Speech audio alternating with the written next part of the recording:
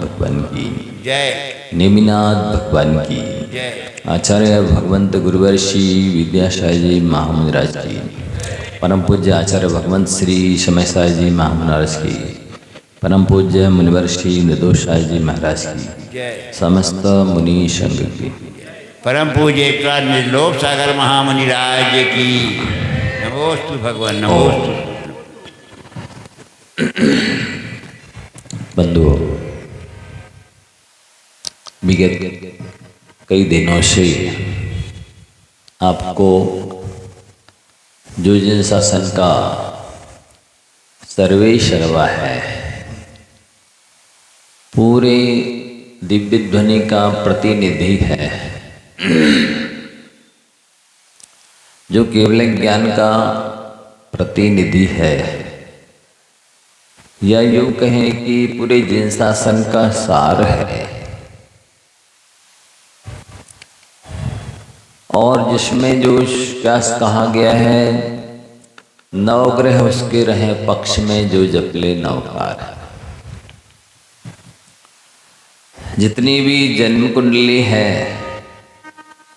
शनि की 7.5 है, जितने भी मंगल ग्रह हैं, उन सब की दशाओं को अनुकूल करने की सामर्थ्य इस मंत्र राज में है। कल एक कथा ना सुनाया गया, कहाँ वो पापी निकृष्ट प्राणी बैल, और कहाँ सीधे उसी भव से राजा बना, राजकुमार वृषभध्वज बना, और कुछ ही भवों में सुग्रीव बना, और वो मंत्र सुनाने वाले कुछ ही भवों में फिर राम बने। उन श्री राम ने राम की अवस्था में पर्याय में भी एक पापी पर्याय जो निकृष्ट मानी जाती है गिद्ध की, उसको जटायु बनाया, अनुवृत्ति बनाया, देशव्रती बनाया, सहीमा सहीमी बनाया, पंचम स्थानवर्ती बनाया, और उसको भी उन्होंने महामंत्र सुनाया, समाधि कराई उस गिद्ध पक्षी की।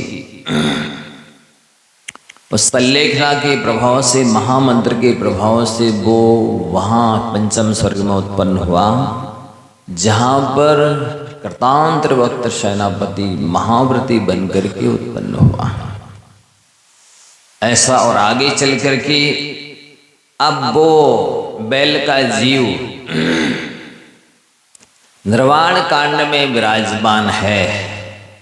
राम हनु सुग्रीव सुडील गैव गवाख नील महानील, कोटि 99 मुक्ति प्यान, तुंगी गिरी बंदूधर ध्यान। हम और आप सभी अब निर्वाण कांड में उनको विस्मरण करते हैं, याद करते हैं, नमन करते हैं, कल्याणक की उनकी मोक्ष कल्याणक की पूजा करते हैं। आज पुनः आप सुनिए एक ऐसे जीव का चरित्र, पूरा चरित्र सुना रहा हूं मैं एक प्रवचन में। आप नाव गाँव याद रखेंगे तो पूरा चरित्र आपको भी याद हो जाएगा। कैसा प्राणी है वो आप सुनकर के स्वयं आश्चर्यान्वित होंगे, आश्चर्यचकित होंगे कि कहाँ ऐसी अवस्था और कहाँ इस महामंत्र की कृपा है।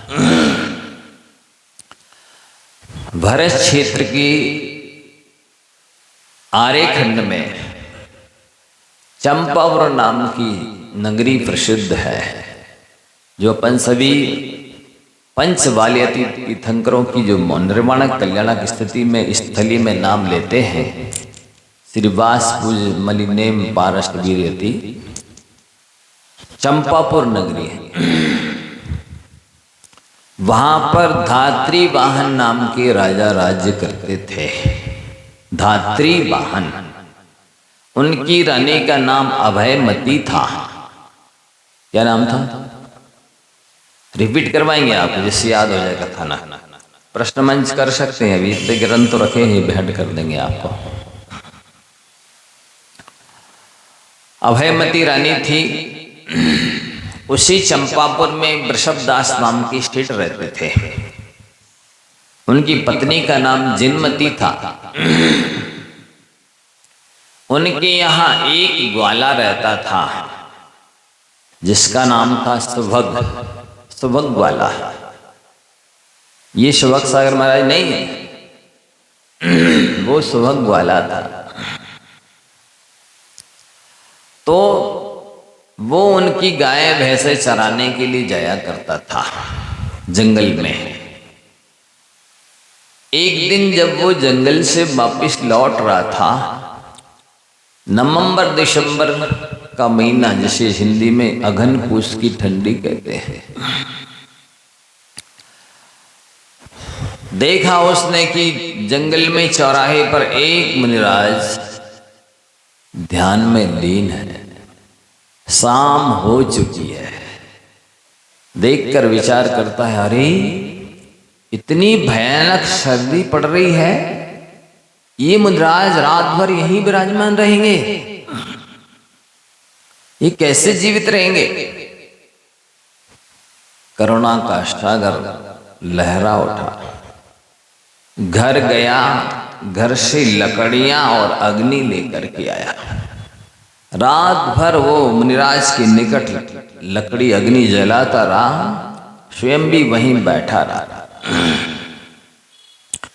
भोर हुई, प्रातः काल हुआ, मुनिराज ने आंखें खोली और दोनों हाथ से उस भव्य को आशीर्वाद दिया। देखो जरा,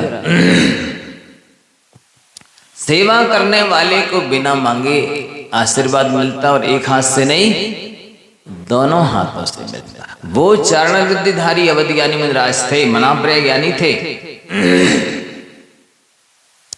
उन्होंने उसको निकट भव्य जाना, देखा और उपदेश दिया, हे भव्य, तुम चलते फिरते सदैव नमोरि हंताणम बोलते रहा करो। नमोकार मंत्र का उपदेश दिया। स्वयं भी नमोरि हंताणम बोलते हुए आकाश मार्ग से विहार कर गए।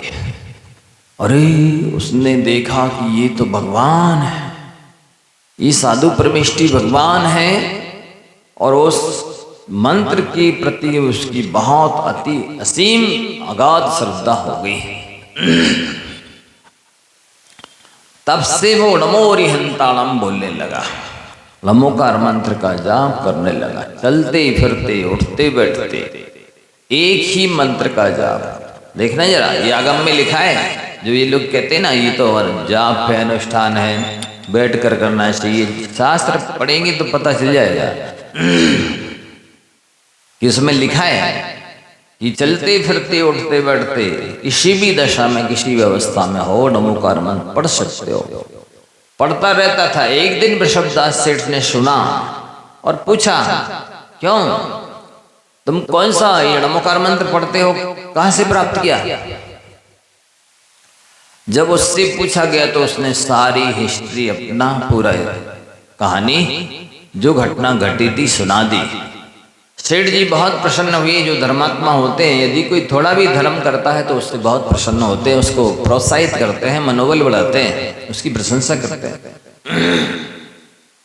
सेठ ने बहुत प्रशंसा की कि तुमने सेवा की मुनिराज की रात भर, और उन्होंने तुम्हें ये मंत्र दिया, धर्मोपदेश दिया, वाह बहुत अच्छा, ऐसी पढ़ते रहा करो। और उसकी विशेष भोजन आदि की व्यवस्था कर दी। ये नमोकार पढ़ता है, नमोकार पढ़ने वाले की विशेष सेवा व्यवस्था करनी चाहिए, पंच परमेष्टि की आराधना करता है। तब से लेकर अच्छे वस्त्र आदि दे दिए, भोजन की व्यवस्था कर दी। अब वो एक दिन जंगल में भैंसे चराने गया तो किसी ने कहा, रे तेरी भैंसे गंगा के पार चली गई। वो भैंसों को लौटाने के लिए गया, नमोरि हंताणम बोल करके गंगा में कूद गया। जैसे कूदा तो वहां पर एक कटा हुआ वृक्ष का ठूंठ था, सो उसके पेट में घुस गया। जैसे पेट में चुभ गया, घुस गया, तो उसने नमोरि हंताणम बोला और निदान किया कि मैं इस मंत्र के प्रभाव से सेठ का पुत्र हो जाऊं, जिससे आत्ममुनि बनकर आत्म कल्याण कर सकूं। तो वो मरण करके वृषभदास की पत्नी जिनमती की सेठानी के घर में आ गया। और जैसे ही आया, सेठानी ने सुबह सेठ जी को बताया कि मुझे 5 स्वप्न आए। कितने स्वप्न? स्वप्न में मैंने 5 चीजों को देखा है। सुमेरु पर्वत को देखा, समुद्र देखा, देव भवन देखा, कल्प वृक्ष देखा और अग्नि देखी। सेठ जी ने कहा चलो जिन मंदिर चलते हैं। नहा धो करके शुद्धि के वस्त्र पहन करके अष्टद्रव्य की सामग्री लेकर के जिनालय में गए। दर्शन, अभिषेक, शांति द्वारा पूजन विधान करके वहां विराजमान जो गुप्त नाम के मुनिराज थे, उनको वंदन करके 3 परिक्रमा करके उनकी भी भक्ति पूजा की। उपदेश सुन करके कहा भगवान, आज मेरी पत्नी ने ये स्वप्न में देखे हैं 5 चीजें। तो मुनिराज ने अपने विज्ञान से बताया कि आपके यहाँ एक पुत्र होगा जो कि सुमेरु की तरह दृढ़ होगा, धैर्यवान होगा, स्थिर होगा। दूसरा, आपने जो समुद्र देखा है तो वो गुणों की राशि होगा। समुद्र में उसको रत्नाकर कहा जाता है, रत्नों की आकर होता है, खान होता है समुद्र, तो वो गुणों की खान होगा।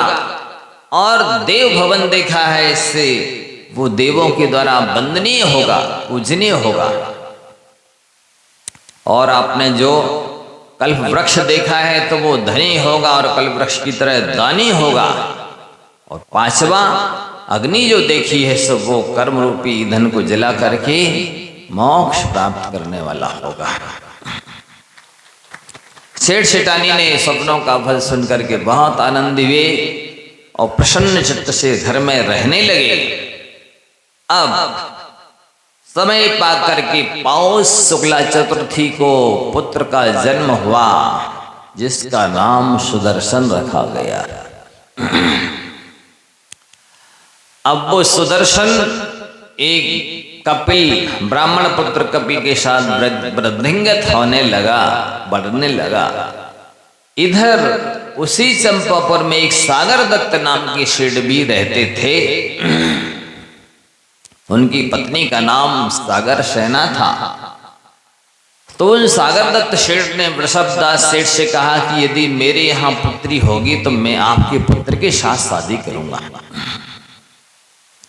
समय पाकर के उनके यहाँ एक पुत्री हुई जिसका नाम मनोरमा रखा गया। अब वो भी बालिका क्रमशः बढ़ने लगी। इधर ये जो कपिल ब्राह्मण था, उसकी पत्नी कपिला थी। तो वो उसने भी सेठ सुदर्शन के बारे में सुन रखा था। बहुत ही धार्मिक हैं, रूपवान, लावण्यवान हैं, अनेक गुण हैं। तो वो प्रभावित थी, आकर्षित थी। इधर एक बार सुदर्शन अपने मित्रों के साथ कहीं पर जा रहा था, अपने गुणों के द्वारा, सौंदर्य के द्वारा लोगों का मन मोहित करते हुए।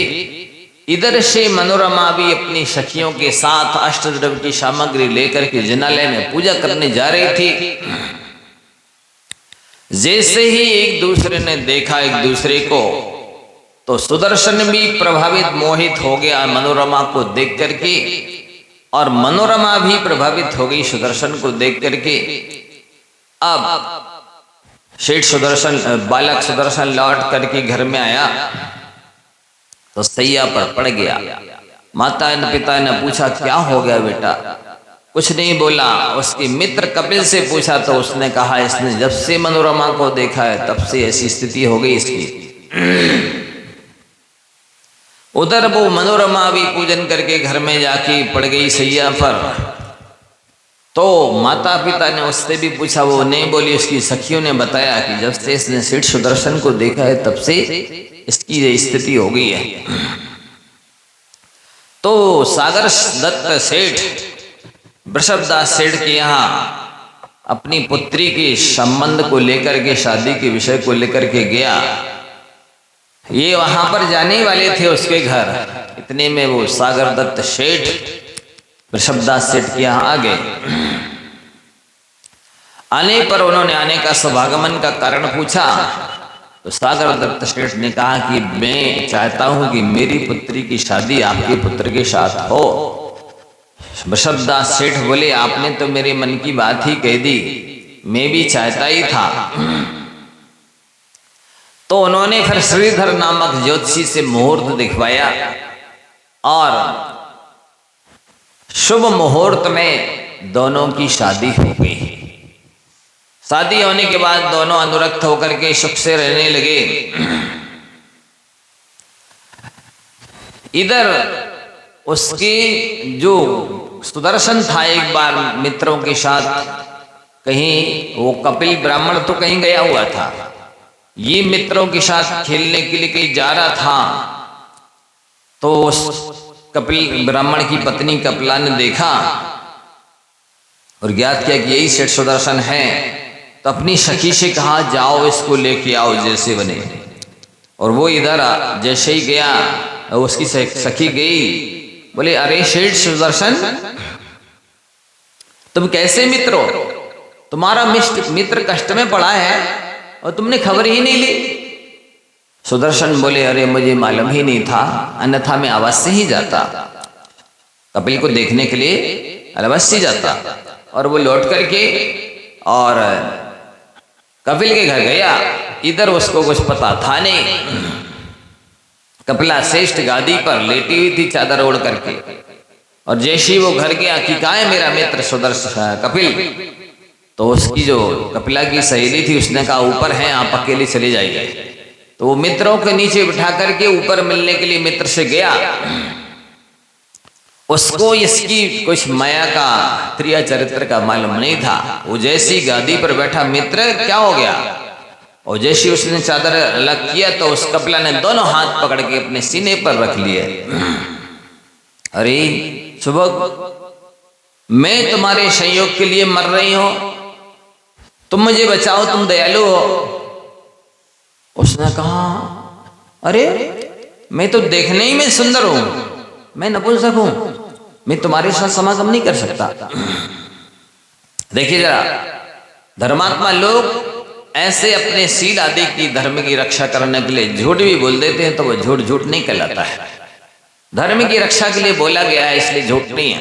उसने झूठ बोल करके अपने सील की रक्षा कर ली। उसने जब जाना कि नपुंसक है, छोड़ दिया, भगा दिया। ये आकर के अपने घर सुख से रहने लगा।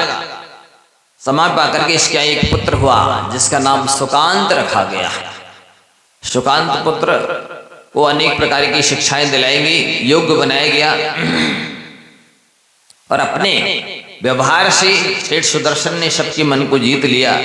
सबका उपकार करता, सबकी प्रशंसा करता, सबका सम्मान करता, सबके साथ अच्छा व्यवहार करता। तो उसका यश फैल गया। तो वो राजा के यहाँ तक राज दरबार में भी उसकी प्रशंसा होने लगी। रानी अभयमती ने भी उसकी प्रशंसा सुनी। फिर भी एक बार बसंतोत्सव का टाइम था, सब लोग वन में क्रीड़ा करने के लिए, मनोरंजन करने के लिए जो भी जा रहे थे। अभयमती रानी भी पालकी में अपनी कपिला सहेली के साथ बैठकर जा रही थी। उधर मनोरमा अपने पुत्र सुकांत को गोद में लेकर के वो भी रथ में बैठकर जा रही थी। जैसे ही अभयमती रानी ने देखा मनोरमा को, तो अपनी सहेली कपिला से पूछा, ये किसकी पत्नी है? कपिला ने कहा, ये सेठ सुदर्शन की पत्नी है, ये उसका पुत्र है। अच्छा, ये बहुत सौभाग्यशाली है, जैसे सुंदर पुत्र की मां है। तो वो कपिला कहती है, नहीं, ये सेठ सुदर्शन की पत्नी नहीं हो सकती है, उसका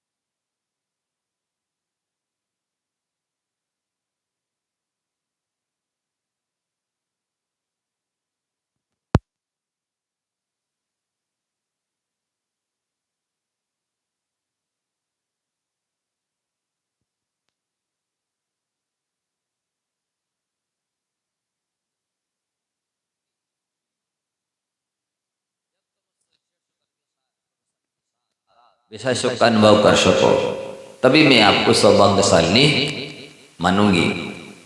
तो अभयमती रानी कहती है ठीक है, मैं संकल्प करती हूँ कि मैं या तो सेठ सुदर्शन के साथ विषय सुख का अनुभव करूंगी, अन्यथा प्राण दे दूंगी। और वो लोग गई वन क्रीड़ा के लिए। वन क्रीड़ा, जल क्रीड़ा इत्यादि करके वापस लौटी और अभयमती रानी सैया पर पड़ गई। और जैसे ही उसको सैया पर पड़े हुए देखा तो पंडिताधाई ने पूछा, अरे पुत्री तुझे क्या हो गया?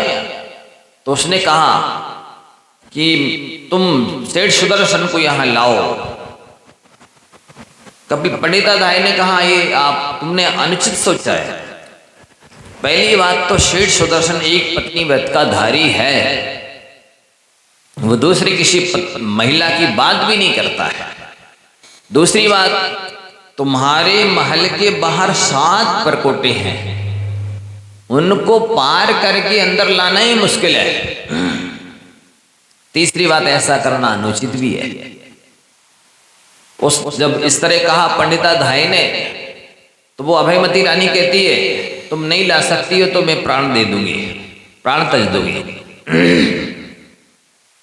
जब इस तरह से अभयमती रानी का दृढ़ संकल्प देखा तो उसने फिर विश्वास दिलाया कि ठीक कोई बात नहीं, चिंता न करो, मैं प्रयत्न प्रबंध करती हूँ।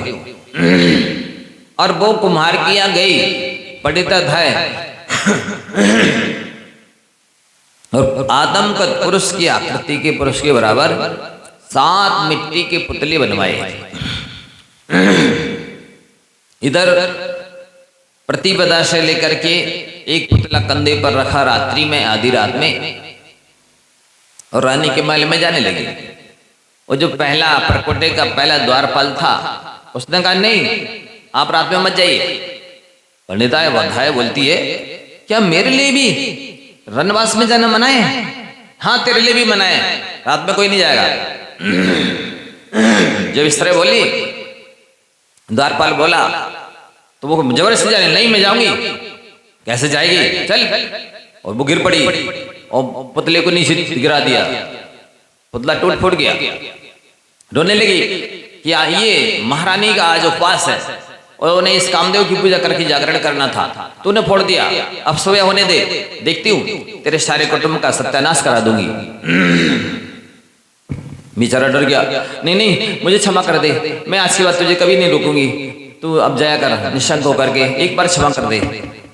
और इस तरह से उसने 7 दिन में 7 द्वारपालों को अपनी मुट्ठी में ले लिया। 8वें दिन अष्टमी थी, सेठ सुदर्शन का उपवास था।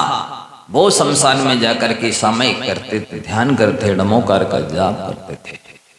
अब ये शमशान में आधी रात को गई और बोली सेठ सुदर्शन तुम बहुत भाग्यशाली हो, तुम्हारे लिए अभयमती रानी चाहती है, चलो तुम उनके साथ में बढ़िया भोग करो। सेठ सुदर्शन तो अपने सामयिक कर रहे थे, उन्होंने बिल्कुल भी ध्यान नहीं दिया। जब उसने 2-3 बार बोला और इन्होंने भी कोई भी प्रतिक्रिया नहीं की, तो उसने उठाया, कंधे पर रखा सेठ सुदर्शन को और ले गई।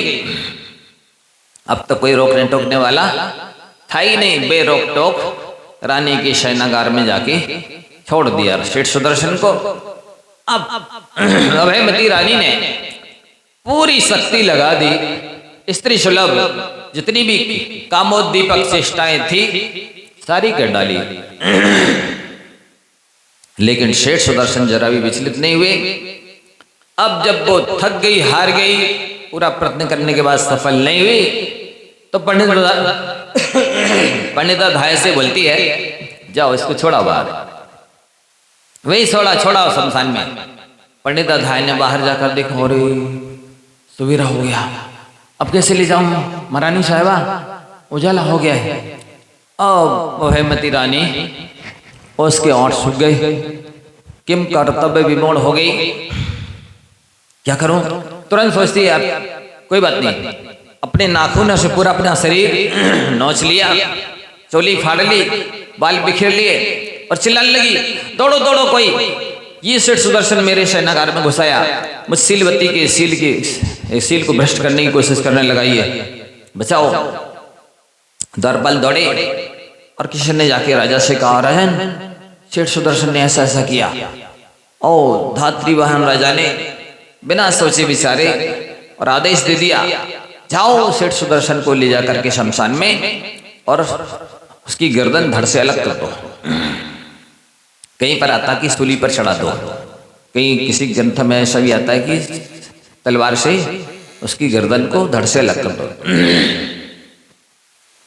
और वो किंकर जो थे, जल्लाद यमदूत की तरह बाल पकड़ करके घसीटते हुए शमशान में ले गए शेष सुदर्शन को।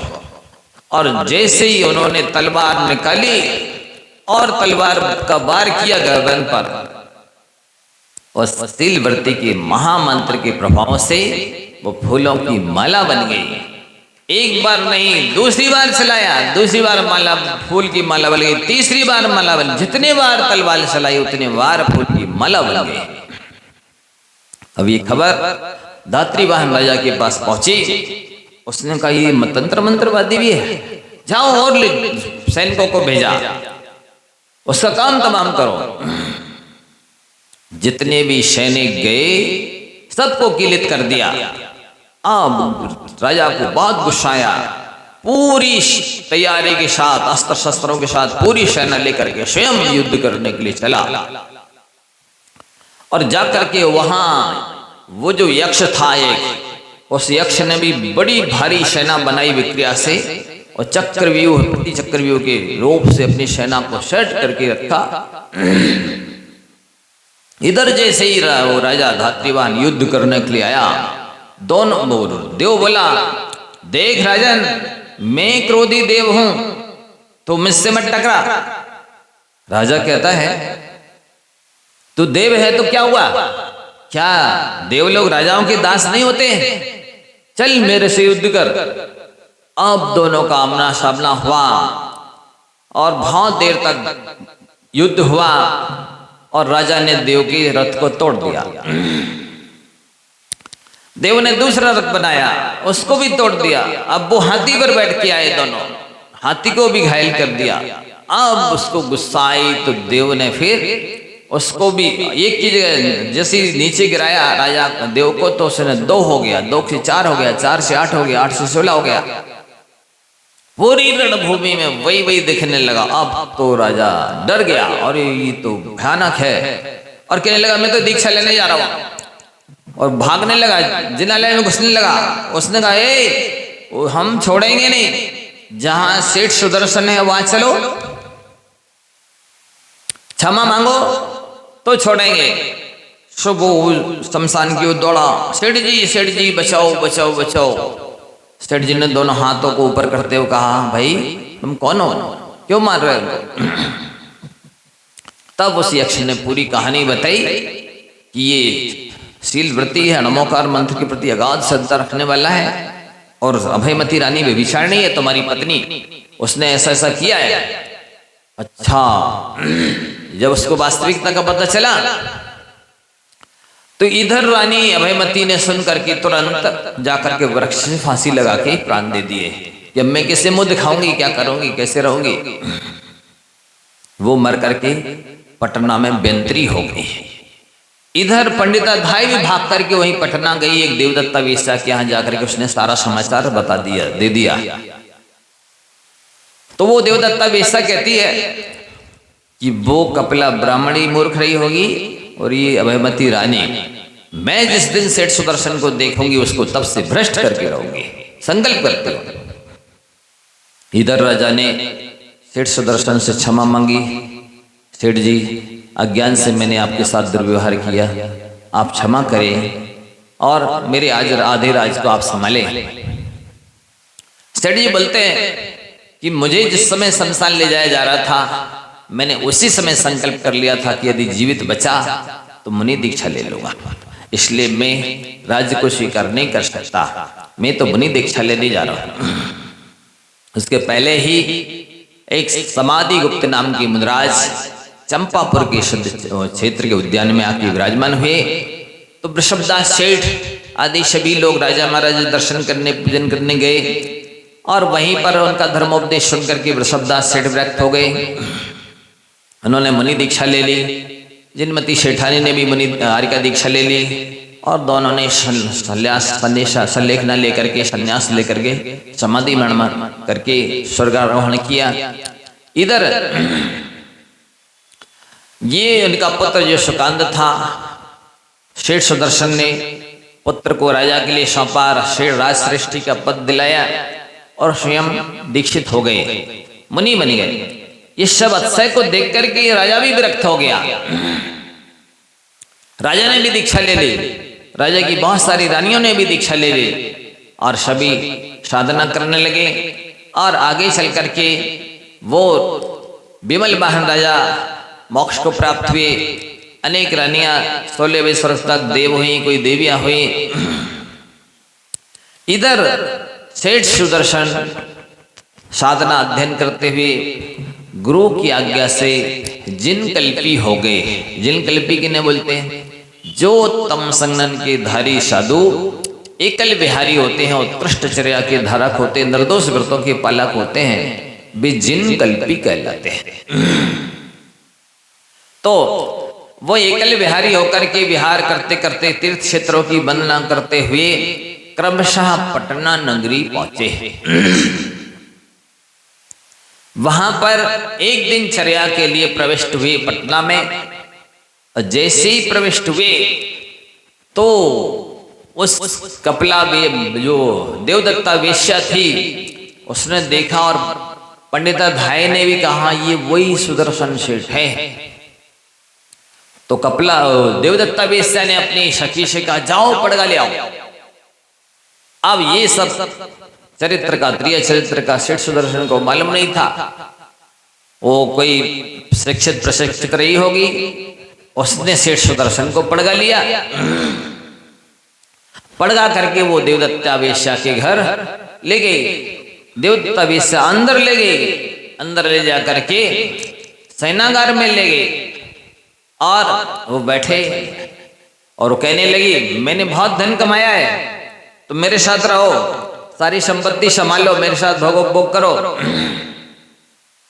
सेठ सुदर्शन ने बोला, उस समय वचन गुप्ती का भेदन किया और कहा देखो ये शरीर है, ये नश्वर है। उन्होंने कहा क्या है ये शरीर, कैसा है? जैसे आप लोग 12 भावना में पढ़ते ना, क्या पढ़ते हैं? काना पौड़ा पड़ा हाथ यह चूसे तो रोवे, फले अनंत जो धर्म ध्यान की भूमि विषय बोवे। शेठ सुदर्शन ने कहा देखो ये शरीर काने गन्ने के समान है। काने गन्ने की क्या विशेषता होती है? वो नीरस होता है। नीरस होने के साथ साथ घुना होता है। घुना होने के साथ साथ में थोड़ा सा जो रस होता है वो भी कड़वा होता है। तो यदि उस काने गन्ने को कोई चूसे तो उसका समय लगेगा, श्रम लगेगा, दांत भी टूट सकते हैं और थोड़ा सा भी जो रस आएगा उससे मुंह का स्वाद और खराब हो जाएगा, क्योंकि वो रस कड़वा होता है। तो इसी तरह से ये शरीर है, यदि इससे भोगों का साधन बनाया जाता है, भोग भोगे जाते हैं, तो इससे परलोक बिगड़ जाता है और भोगों से तृप्ति तो होती नहीं है। आप लोगों को दो बातें सदैव याद रखनी चाहिए। जिन 3 चीजों में ये संसारी प्राणी अटका हुआ है, उन 3 चीजों की क्या खासियत है, क्या विशेषता है? सेठ सुदर्शन ने बताया संसार स्वार्थी है। कैसा है संसार? स्वार्थी है। उन्होंने कहा कि एक परिवार में 7 लड़के थे, साथ ही कुसंगति में पढ़कर के सारे निकम्मे थे। एक बड़ा पुत्र जो था वो कुसंगति में पड़ा था, तो वो डाकुओं के साथ, चोर लटोरों के साथ रहता था। जंगल में किसी चौराहे पर बैठ जाते थे, वहां से जो भी निकलता था उनको लूट पाट करके उसको बांट करके ले आते थे। घर में सारे लोग उससे अपना उदर पूर्ति करते थे। एक बार योग नियोग की बात, दैव योग की बात कि कोई भी नहीं निकला, एक बाबा निकला, जैनितर साधु, तो वो झोली टांगे हुए था, उसमें कुछ सामान होगा। इन लोगों ने कहा आप क्या करते, मरता क्या नहीं करता, भूखा क्या नहीं करता, है ना? तो कहा बाबा ये झोली रख दो यहीं। बाबा समझ गया ये लुटेरे हैं, डाकू हैं, चोर हैं। बाबा ने कहा ठीक है भाई, झोली तो ये रखी है, लेकिन मेरे एक प्रश्न का उत्तर दोगे? कहा हाँ बिल्कुल। बोले ये बताओ, आप लोग इस तरह से जो लूट पाट करके ले जाते हो, आपके घर में और भी लोग होंगे? सारा हाल बता दिया। हाँ। तो उनसे जरा ये तो पूछ के आओ कि मेरे द्वारा लाए गए धन का आप लोग सभी उपभोग करते हैं, पर क्या इससे जो मेरे को कर्म का बंद हो रहा है, उस फल को भी आप लोग बांटेंगे? वे लोग बोलते वाह वाह वाह, हम ही लोग मिले आपको बुद्धू बनाने के लिए, हमको घर भेज दोगे और स्वयं 9 2 11 हो जाओगे। बाबा ने कहा नहीं, हम ऐसा धोखा नहीं करेंगे। यदि विश्वास नहीं है तो एक काम करो, मेरे हाथ ही वृक्ष से ऐसे पीछे बांध दो, फिर तो मैं कहीं नहीं भाग पाऊंगा। लेकिन इस प्रश्न का उत्तर लेके आओ। उन लोगों ने वैसे ही किया, हाथों को पीछे बांध दिया वृक्ष से, और पूछने के लिए गया। उसके परिवार के लोग बोलते हैं क्या तो सिर्फ किसी बाबा के चक्कर में आ गया? अरे ये तो संसार है, सभी को गृहस्थी चलाने के लिए कुछ ना कुछ करना पड़ता है। कोई सर्विस करता है, कोई बिजनेस करता है, कोई शरीर से ही किसी तरह का व्यापार धंधा आदि कुछ करके अपनी गृहस्थी का पालन पोषण सभी करते हैं। ये कोई नई बात है क्या? तेरा माथा भरना गया होगा, लो नाश्ता कर लो, बढ़िया से अच्छा नाश्ता करा दिया और जा। ये तो सब इस तरह बाबाओं का काम ही है, इनको कोई काम नहीं है। गृहस्थी का पालन पोषण तो करनी है ना। इसी तरह से बहला फुसला करके भेज दिया। और वो आया, बोलता है बाबा ये तो सब संसार में चलती है, सबको गृहस्थी का पालन पोषण करना पड़ता है, उधर पूर्ति के लिए कोई ना कोई साधन तो अपना नहीं होता है। इतना मैं जानता हूँ, मेरे परिवार के लोग मुझे बहुत चाहते हैं, जहाँ मेरा पसीना गिर जाए वहाँ वो खून गिराने के लिए तैयार हो जाते हैं, और मेरे बिना तो वो मरने को भी तैयार हो जाते हैं, वे रह ही नहीं सकते हैं, इसलिए मैं उनके लिए ऐसा करता हूँ। तो बाबा ने कहा अच्छा, आपके परिवार के लोग आपको बहुत चाहते हैं, जहाँ आपका पसीना गिरता वहाँ खून गिरा देते हैं, आपके बिना वो नहीं रह सकते हैं। एक काम करो, इसकी परीक्षा कर लो। अच्छा कैसे होगी बाबा? बोले आप जाकर के जितने बजे रोज उठते हैं, आज जाना, भोजन करना, सो जाना, और रोज नहीं उठना, जितने बजे उठते थे कल नहीं उठना। बस मैं आऊँगा, परीक्षा हो जाएगी। ठीक है। लड़का आया और भोजन करके सो गया रोज की तरह। अब जितने बजे उठता था नहीं उठा, मान लो 6 बजे उठता था, 7 बज गए, 8 बज गए। अब घर के लोग बारी बारी से जगाने के लिए जाने लगे, बेटा मेरे प्यारे लाल उठो, नाश्ता कर लो।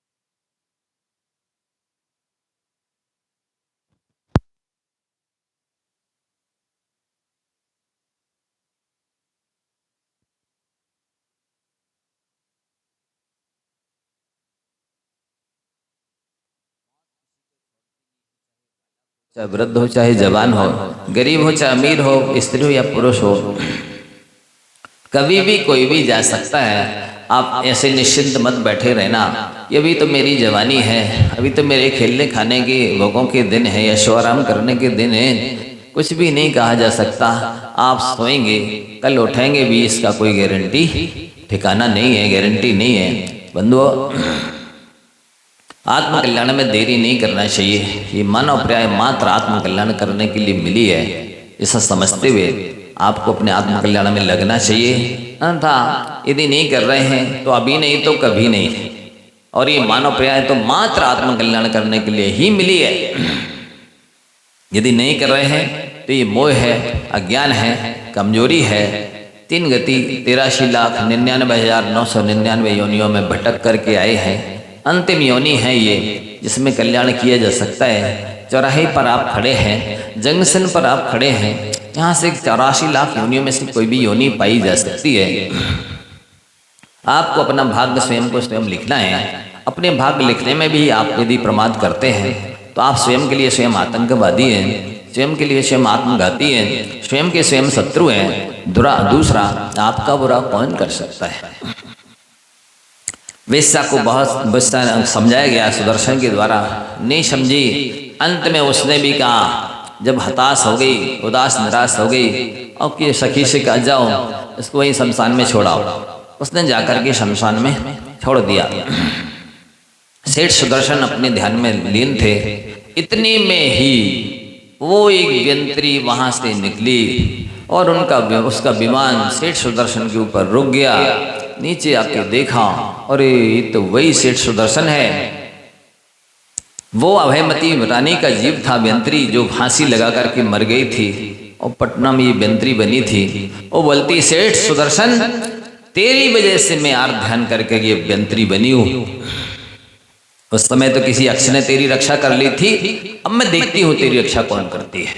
ओ उस व्यंत्री ने अनेक तरह से सेठ सुदर्शन महाराज के ऊपर घोर उपसर करना शुरू कर दिया। और वही यक्ष फिर से आ गया जिसने वहां रक्षा की थी। जब तलवार चलाई जा रही थी शमशान में, गर्दन को धड़ से अलग किया जा रहा था, वही यक्ष आया और उसने उसके साथ युद्ध किया। तो वो युद्ध करने तत्पर हो गई। 7 दिन तक दोनों में आपस में घोर घमासान भयानक युद्ध हुआ। 7वें दिन व्यंत्री पीछे हो गई, भाग गई, और मुनिराज सुदर्शन को केवल ज्ञान हो गया। और वो उनकी तुरंत देवों ने आकर के गंधकुटी की समोषण की रचना की। सामान्य केवली की गंधकुटी की रचना होती है, तीर्थंकरों की समोषण की रचना होती है। सेठ सुदर्शन, मुनिराज सुदर्शन की भी गंधकुटी की रचना हुई, अष्टप्रातिहार्यों की रचना हुई। और इस सत्संग को देखकर उस व्यंत्री को भी सम्यक दर्शन हो गया। वो अभयमती रानी का जो जीव था, और सारे लोगों ने देखा। राजा धात्री वाहन भी विरक्त हो गए थे, दीक्षा ले ली थी, और दूसरे रानियों ने भी दीक्षा ले ली। इधर सेठ सुदर्शन की दीक्षा हो जाने के बाद में और भी सब जो सागर दत्त सेठ थे, सागर सेना सेठानी थी, सब लोगों ने दीक्षा ले ली। देखा इस शीलवृत्ति के नमोकार मंत्र के प्रभाव से कितने अतिशय हुए, और अंत में सबने अपने योग यथा योग मोक्ष आदि को प्राप्त किया। बंधुओं, ऐसा जीव जो बरेदी था, वाला मतलब बरेदी था, वो मनुष्यों को नहीं पढ़ाता था, ढोर चराता था। क्या करता था? ढोर चराता था, बरेदी था, ग्वाला था। वो ग्वाले की पर्याय में था। ऐसी स्थिति से, ऐसी अवस्था से, ऐसी जघन्य पर्याय से एक नमोरी हंताड़म पद के प्रभाव से एक भवातारी बना। बंधो, एक भवातारी बना। बस कहीं पर भी अब सेठ सुदर्शन का चरित्र पढ़िए। एक भवातारी सीधा ग्वाले की पाय से पर्याय से सेठ सुदर्शन बना। ऐसा दृढ़ व्रति कि एक बार उसको कपिला ब्राह्मणी ने पूरी कोशिश की भ्रष्ट करने की, सील से नहीं डिगा। दूसरी बात, अभयमती रानी ने भ्रष्ट करने की कोशिश की, पूरी तरह ताकत लगा दी, विचलित नहीं हुआ। तीसरी बात, देवदत्ता वेश्या ने 3 दिन तक पूरी जितनी भी क्रिया चरित्र हो सकता है, स्त्री सुलभ काम कामोद्दीपक चेष्टाएं हो सकती हैं, सब कुछ करने की चेष्टा की, लेकिन वो ग्वालिका जी जिसने नमोरी हंताणम बोल करके पर्याय प्राप्त की थी, वो विचलित नहीं हुआ। 3 महिलाओं ने भ्रष्ट करने की कोशिश की। अंत में मुनि अवस्था में उस व्यंत्री ने 7 दिन तक घोर उपसर किए, लेकिन नमो अरिहंताणम उस महामंत्र की कृपा से वो बिल्कुल भी अपने व्रत से, शील व्रत से, मुनि व्रत से डिगे नहीं और उसी भव से पटना गुलजारबाग से मोक्ष को प्राप्त हुए। बंधुओं, आप इससे समझ सकते हैं कि महामंत्र की कितनी महिमा है, इसकी कितनी गरिमा है कि ऐसे प्राणी भी एक भवतारी बन सकते हैं। ग्वाला एक भवतारी बन जाए, आप जैन होकर के भी, जन्म से महामंत्र को प्राप्त करके भी अपना कल्याण ना कर सके, तो धिक्कार है ऐसे लोगों को। वे दीर्घ संसारी हैं, अभव्य हैं, अनंत भाव धारण करना है, अनंत दुख भोगना है, इसलिए इतने सरल उपाय से भी आत्म कल्याण नहीं कर पा रहे, कर्मों को नहीं काट पा रहे हैं, अन्यथा और कोई वजह नहीं हो सकती है। अभी भी जिसने नहीं लिया हो, 1 लाख माला का नियम ले लो, संकल्प करके श्रद्धा से, विशुद्धि से, एकाग्रता से जाप करो, और कल से जिसके हाथ में काउंटिंग मशीन होगी उसी को आशीर्वाद है। जो नहीं पहन सकता है, नहीं महाराज जी शर्म सी लगती है। अच्छा, शर्म लगती काउंटिंग मशीन पहनने में? ये अंगूठी पहनने में नहीं लगती। जब नली में ऑक्सीजन के लिए नली डलेगी नाक में, तब शर्म नहीं लगेगी। जब यूरिन में नली डलेगी, तब शर्म नहीं लगेगी। जब आपको बॉटल चढ़ेगी, तब शर्म नहीं लगेगी। ये स्थिति ना बने इसके पहले नमोकार पहन जब करके काउंटिंग मशीन पहन के कर्मों को नहीं काट सकते। महाराज जी याद नहीं रहती। अच्छा, आपको मोबाइल रखने की याद रहती है, चश्मा पहनने की याद रहती है, मनी बैग रखने लेने की याद रहती है, काउंटिंग मशीन पहनने की याद नहीं रहती। इसी के पास नहीं रख सकते, जिस चीज को नहीं भूलते हो उसके पास नहीं। महाराज जी गीली हो जाती है तो खराब हो जाती है। अच्छा, आपका मोबाइल तो नहीं हुआ खराब, आपका चश्मा तो नहीं गुमा, ना गिरा, ना गीला हुआ, ना खराब हुआ, ना मनी बैग गीला हुआ, उसकी सुरक्षा तो आप कर लेते हैं, उसकी याद भी रहती है। इस काउंटिंग मशीन की सुरक्षा नहीं कर सकते हैं। नहीं महाराज जी हम तो जपते ही रहते हैं। झूठ बोलते हो, पंच परमेश्वर के सामने झूठ बोलते हो, तुमको शर्म नहीं आती? जपते ही रहते हैं, एक आध बार बोलते हो और फिर मनगणंत में लग जाते हो, दुनिया भर का सोचने, आदर और ध्यान करने लग जाते हो, कहते पढ़ते रहते नहीं पढ़ते, ये झूठ है। ये काउंटिंग मशीन आपको लगातार नमोकार की याद दिलाती है। ये सुरक्षा कवच है, इससे प्रशस्त ऑरा बनता है, इससे प्रशस्त वर्गणाएं फैलती हैं, इससे प्रदूषित वातावरण एटमॉस्फेयर में बदलता है, स्वच्छ साफ वातावरण बदलता है, पॉजिटिव एनर्जी और पॉजिटिव थिंकिंग आती है। इसलिए आप सभी को पहनना चाहिए। जिसने नियम नहीं लिया है ले लो, जिसके पास मशीन नहीं है ले लो, और पैसों की तरह, मोबाइल की तरह, चश्मा की तरह,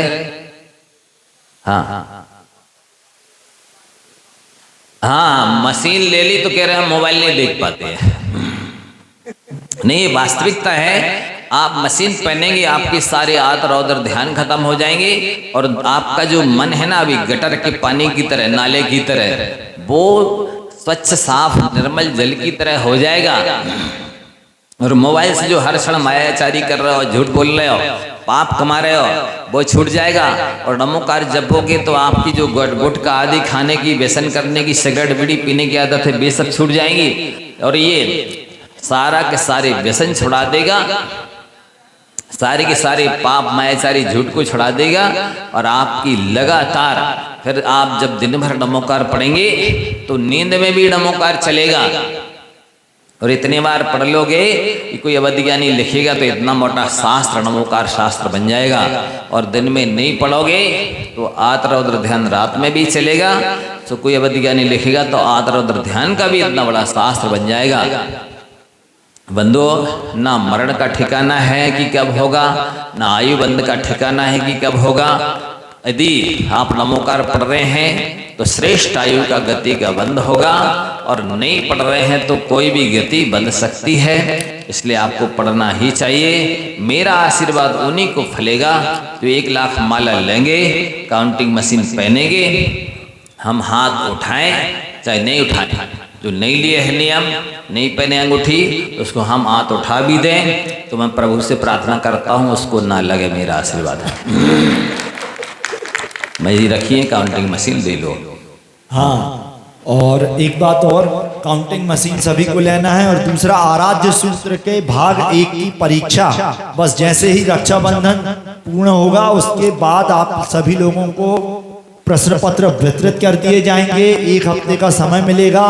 व्रतों के 10 लक्षण के पेन भी देंगे और कॉपी भी देंगे। हाँ, 10 लक्षण के पूर्व उन प्रश्न पत्रों को आप